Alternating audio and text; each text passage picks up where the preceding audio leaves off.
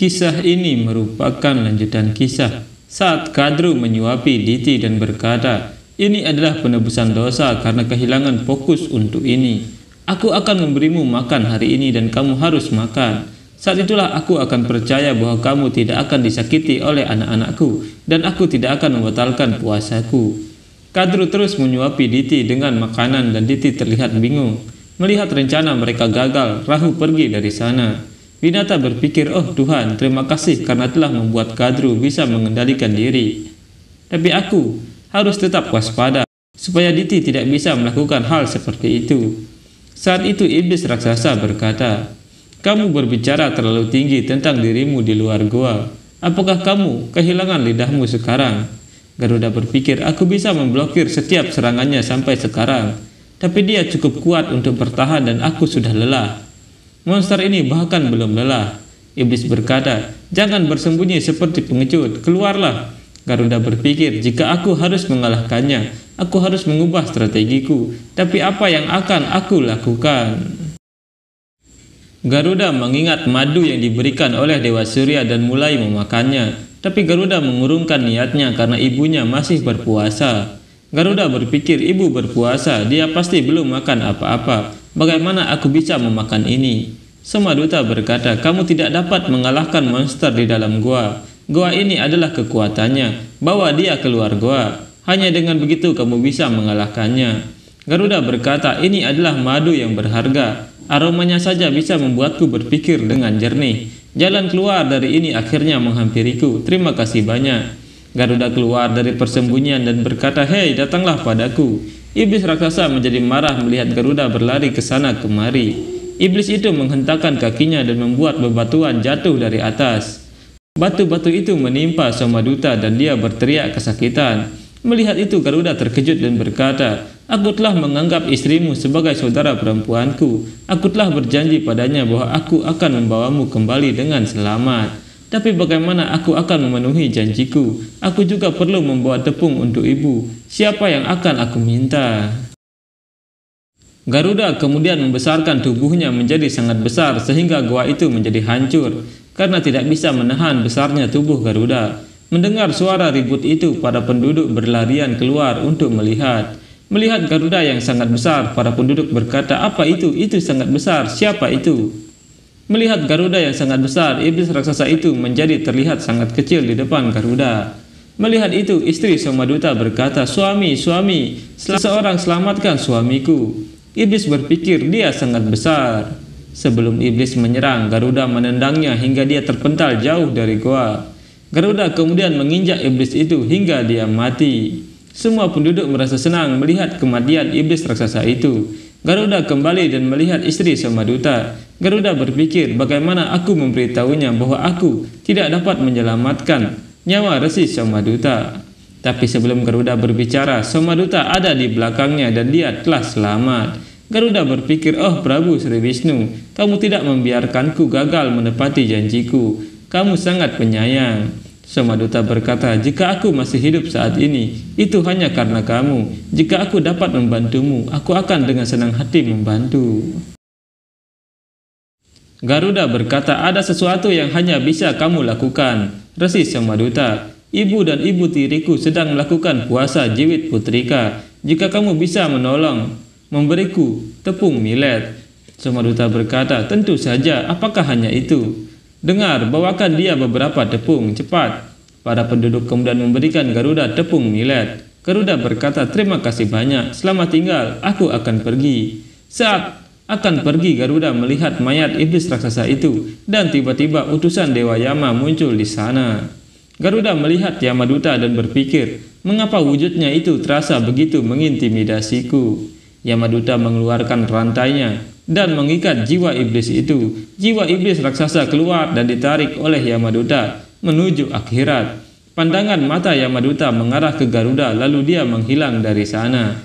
Garuda berpikir, dia adalah pencabut nyawa, jadi itulah yang aku rasakan. Apakah aku berhalusinasi atau apakah dia benar-benar menantangku bahwa dia akan segera kembali untuk mengambil jiwa saudara-saudaraku juga? Oh Prabu Sri Wisnu, lindungi kami, tolong lindungi saudara-saudaraku dari takdir ini. Saat itu Taksaka dan Kalia sedang melihat kondisi saudara-saudara mereka. Kalia berkata, kondisi mereka semakin memburuk saudara, apa yang kamu rasakan? Akankah puasa ibu berhasil? Taksaka berkata, Kalia, kamu bahkan tidak dapat membayangkan rasa sakit yang dialami seorang kakak laki-laki ketika dia harus memberitahu adiknya bahwa dia tidak memiliki jawaban atas pertanyaannya. Ini adalah kebenarannya. Kalia, aku belum pernah melihat ibu menjalankan puasa ini. Aku tidak tahu apa yang akan terjadi besok. Kalia berkata, saudaraku, apakah kamu tahu? Jika Dumal dapat berbicara sekarang, apa yang akan dia katakan?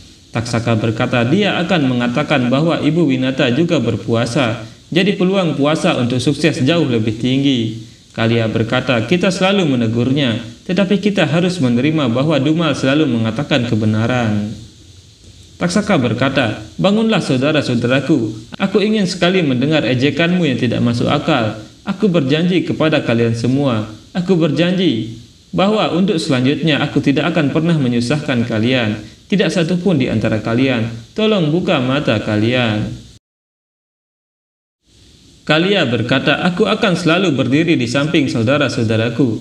Kalian semua harus segera pulih, saudara-saudaraku. Aku harap kalian segera pulih. Winata melihat kesedihan Taksaka dan Kalia sambil berkata, keduanya tenggelam dalam kesedihan untuk saudara mereka. Saudari Kadru pasti terpukul. Saat itu Kadru mengingat saat dia menyampaikan berita kepada Winata bahwa Dewa Surya telah menunjuk Aruna sebagai kusirnya.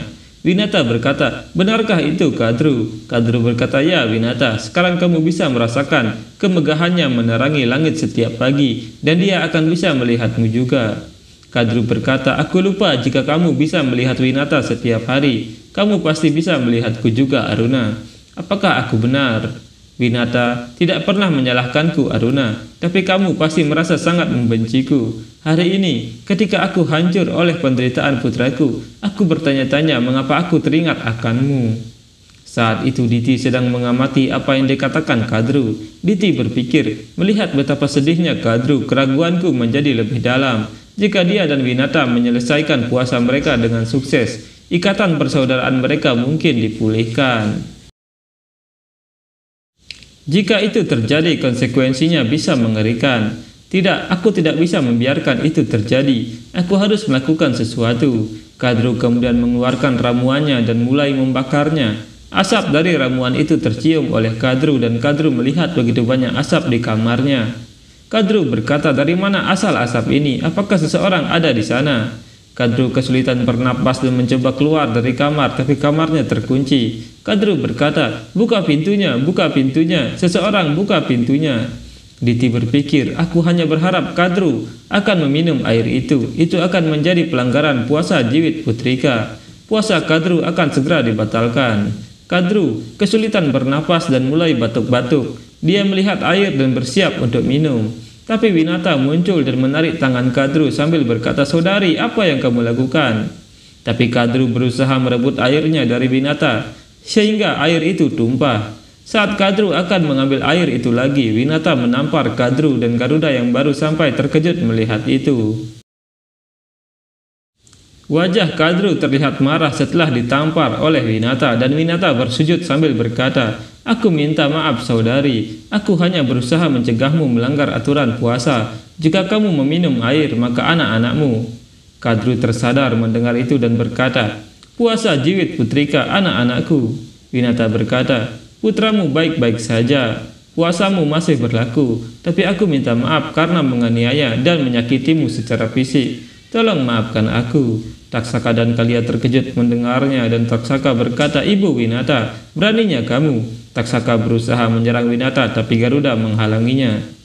Setelah semuanya tenang, Diti muncul dan berkata, apakah kamu pikir kamu bisa menatap mereka berdua? Kamu pikir kamu dapat mengintimidasi mereka? Itu juga ketika ibumu seorang pelayan melanggar aturan. Dia menampar tuannya sendiri.